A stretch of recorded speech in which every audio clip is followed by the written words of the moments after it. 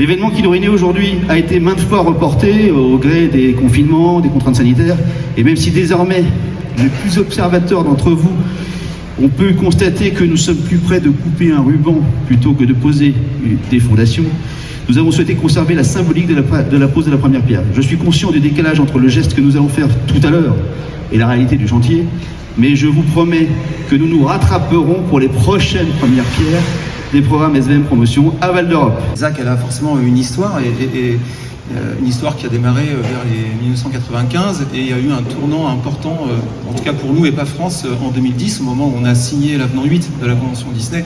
C'est qu'on a libéré 36 hectares de développement pour pouvoir réfléchir à une interface entre la ville de Bailly au sens de l'urbain et l'activité économique ici, et c'est un travail qui s'offre à nous pour pouvoir mener une interface extrêmement intelligente, de pouvoir composer entre l'urbain et l'économique.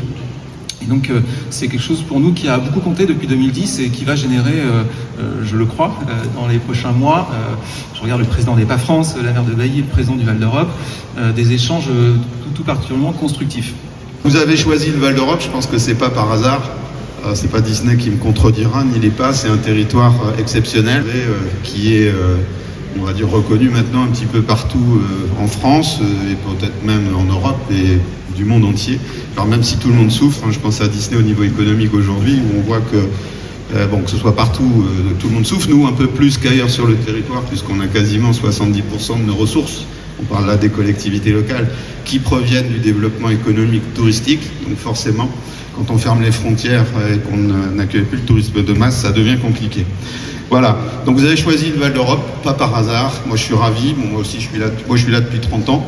J'habite juste à côté. Et c'est vraiment un plaisir de voir cette zone d'activité, la ZAC du Prieuré. Alors elle a eu moult noms, Arlington, etc.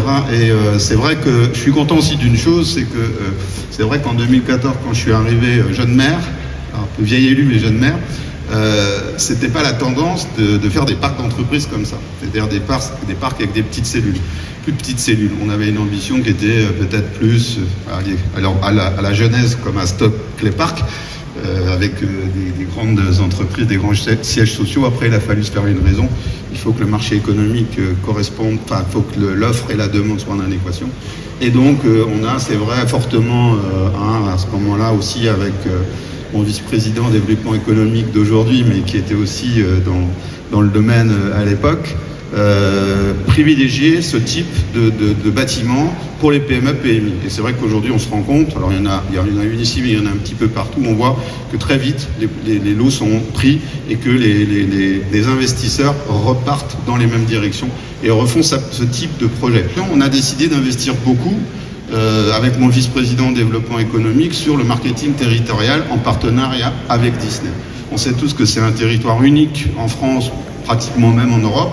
Et on a décidé d'une manière collégiale de s'associer, alors pas forcément sur l'ensemble, mais au moins sur toutes les études, pour le marketing territorial. Et c'est vrai qu'on va investir, en gros, chaque année, un montant qui est de l'ordre de 700 000 à 800 000 €, c'est important de le dire, à Val d'Europe Agglomération pour promouvoir une identité val-européenne. Ça a été dit, je le redis, un succès quasiment assuré par la situation géographique exceptionnelle.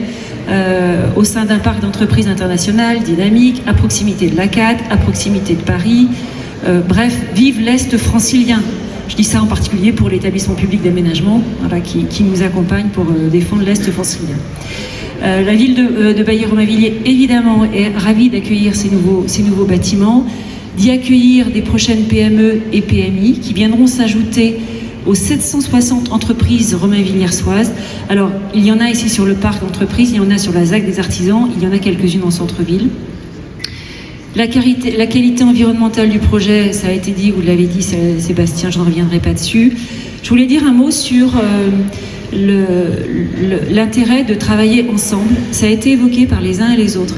Si on arrive à produire des projets tels que celui-ci, malgré la crise Covid, et d'autres qui vont venir, c'est parce que nous avons, je crois, en commun, que ce soit le développeur Disney, que ce soit l'aménageur, que ce soit Val d'Europe Agglomération, que ce soit les promoteurs, nous avons tous envie de faire vivre ce territoire et nous avons envie de nous donner les moyens de poursuivre son développement. Et puis aussi parce que nous avons en tête les Romains-Villiersois également. Les habitants, l'idée aussi, c'est que les emplois qui vont être générés par ces projets répondent aussi aux besoins des valeurs européens. Alors évidemment, j'aurai une attention particulière pour les Romains-Villiersois, mais c'est important. On sait que la problématique des transports jusqu'à Paris, voire jusqu'à l'ouest, est très compliquée. Il nous paraît important, de par les projets qui viennent s'installer ici, celui d'aujourd'hui et peut-être d'autres, si j'ai bien compris, permettent aussi de répondre aux projets professionnels des Romains-Villiersois.